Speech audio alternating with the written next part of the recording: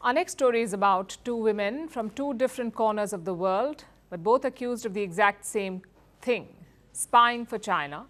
The first suspect is called Linda Sun, 41 years old, a Chinese-born naturalized citizen of the US. She was the deputy chief of staff to the governor of New York. She worked for the US government for 14 years, rose through the ranks and made her way to the top levels of the New York state government. But in July, her house was raided by the FBI, the Federal Bureau of Investigation. And yesterday she was detained along with her husband.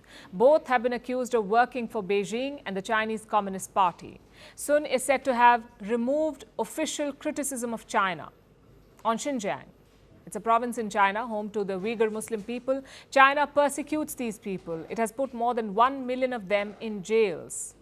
Sun used to scrub mentions of the Uyghurs. Then there was the Wuhan virus pandemic. Even as New York was under lockdown, Sun ensured that Chinese consular officials had access to New York leaders. She's even accused of adding Chinese officials to private New York government calls. And then there was Taiwan.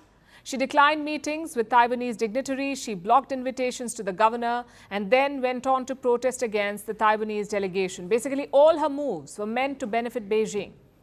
And she got away with this for years. What was her reward? Beijing apparently showered her with riches, helped her buy luxury mansions, like her $4.1 million New York house, the one that was raided, and an ocean view condominium in Hawaii worth $2.1 million. Then there were sports cars like a 2024 Ferrari Roma. These were rewards for a job well done. But perhaps the most striking rewards were the gourmet ducks. That's right, ducks. Nanjing-style salted ducks made by a Chinese consular official's private chef. They were sent every few months to Sun's parents' house. Those duck deliveries are also part of the investigation. Sun and her husband were produced before a Brooklyn court yesterday. They've been charged with secretly acting as Chinese agents. They've pleaded not guilty. I think that these charges are disappointing, that they are the product of an overly aggressive investigation. Excuse me. And we are looking forward to exercising our right to a speedy trial and addressing these accusations in the forum where it's most appropriate, which is a court of law. Thank you. Sun's lawyer says that this is an overly aggressive investigation. The trial will resume later this month. So that was the tale of Linda Sun, our first alleged Chinese spy. The second story is even more outlandish. It's about Alice Guo. On or about 1 o'clock a.m., 4 September, Alice Guo, also known as Guo Huaping, was arrested in Tangerang City, Jakarta, Indonesia. I congratulate all law enforcement personnel who made this apprehension possible. This was the president of the Philippines. He thanked police officials in Indonesia for capturing a wanted fugitive. Her name is Alice Guo. She's another suspected Chinese spy. In 2022, she became the mayor of a small town in the Philippines, a town called Bamban. After that, there were reports of illegal scam centers. Both locals and foreign nationals were abducted and held at these centers, at these locations. They were forced to scam people online. Earlier this year, this town was raided.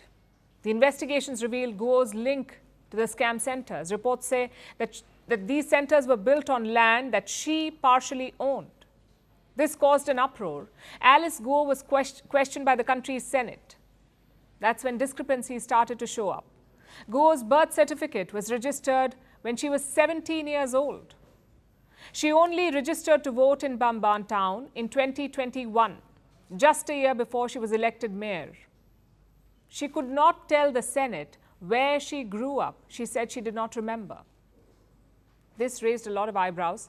The Philippines accused her of being a Chinese spy. They said her fingerprints matched those of another individual, a Chinese national named Guo Huaping.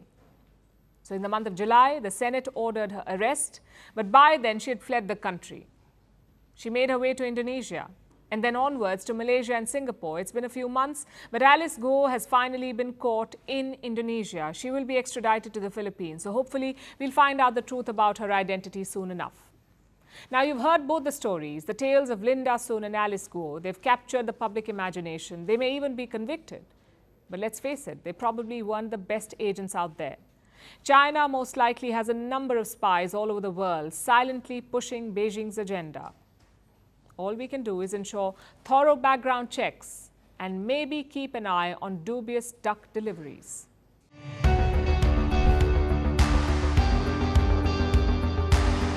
Across continents, one powerful news source. Bringing you diverse perspectives on the issues that matter.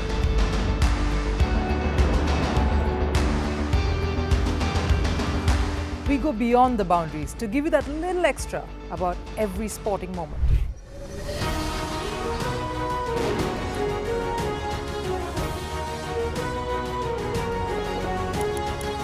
So thank you for making Firstpost 5 million strong. We're counting on your support, and you can trust us to bring you the news unfiltered and unvarnished.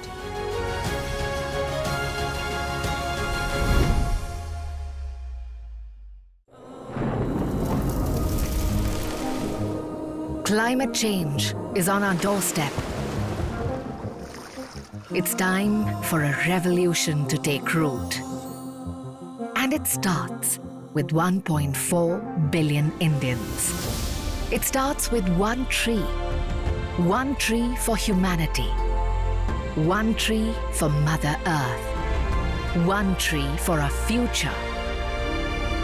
Project One Tree, a News 18 network initiative.